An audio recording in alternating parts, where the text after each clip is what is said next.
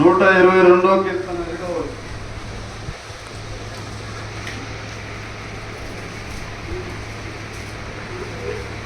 అచ్చట న్యాయం తీర్చుటకై సింహాసనములు దావీదు వంశీయుల సింహాసనములు స్థాపింపబడి ఉన్నవి. హల్లెలూయా. మన దేవుడు నమ్మదగిన దేవుడు, న్యాయం తీర్చే దేవుడు.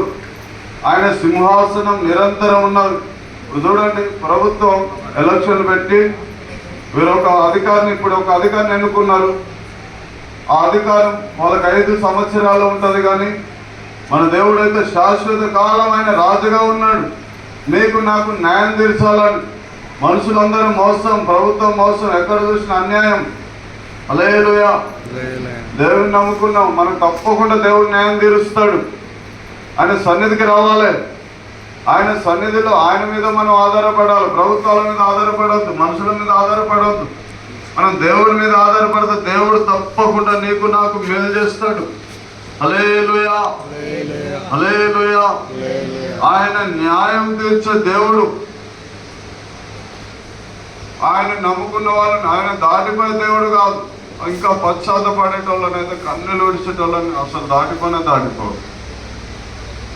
ఎవరైనా ఏమనంటే ఇంకేదైనా బాధ వస్తే ఆ బాధను బట్టి ఏడవద్దు, కానీ దేవుని సన్నిధిలో ఏడవాలి మనం.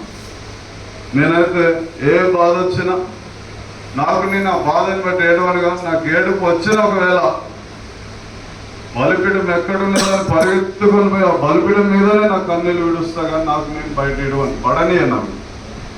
అది ఎందుకంటే శరీరమైన సంబంధమైన దుఃఖం మరణాన్ని కలుగజేస్తుంది. ఆత్మ సంబంధమైన దుఃఖం జీవాన్ని కలుగజేస్తుంది. మనం ఆత్మ సంబంధంగానే ఏడవాలి, శరీర సంబంధంగా ఏడవద్దు. హల్లెలూయా. ఇంకేడవాలంటే ఇతరుల బాధల గురించి ఏడు, కన్నీళ్ళు విడు, దుఃఖంతో ప్రార్థన చేయి. అప్పుడు దేవుడు తప్పకుండా నిన్ను దీవిస్తాడు. నీవు ఇంకా ప్రకటన చేయవలసిన ఏమనగా, ఇప్పుడు ఒక ప్రకటన ఎక్కడ, మీరు ఇప్పటి నుంచి భాగ్యవంతులుగా కాబోతున్నారు. తప్పకుండా నమ్మాలి. ఇంకా మీరు నింపబడబోతున్నారు. దేవుడు మిమ్మల్ని ఓదార్చబోతున్నాడు. దేవుడు ఇంకా మిమ్మల్ని కోరుకుంటున్నాడు ఆయన. హల్లెలూయా. ప్రసంగి గ్రంథం 5వ అధ్యాయం 9వ వచనం.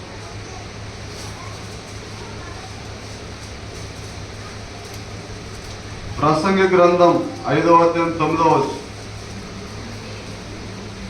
ఏ దేశంలో రాజు భూమి విషయమై శ్రద్ధ పుచ్చుకొనునో ఆ దేశమునకు సర్వ విషయములందు మేలు కలుగును. హల్లెలూయా. మనం ఈ భూ సంబంధమైన వాటి మీద మనసు పెట్టొద్దు. ఈ భూ సంబంధమైన వాటి మీద మనసు పెట్టొద్దు. మనం దేవుని ప్రేమించాలి, ప్రార్థన చేయాలి. నశించిపోతున్న ఆత్మల కొరకు ప్రార్థన చేయాలి. ఎక్కువ మనం నశించిపోతున్న ఆత్మల కొరకు ప్రార్థన చేయాలి.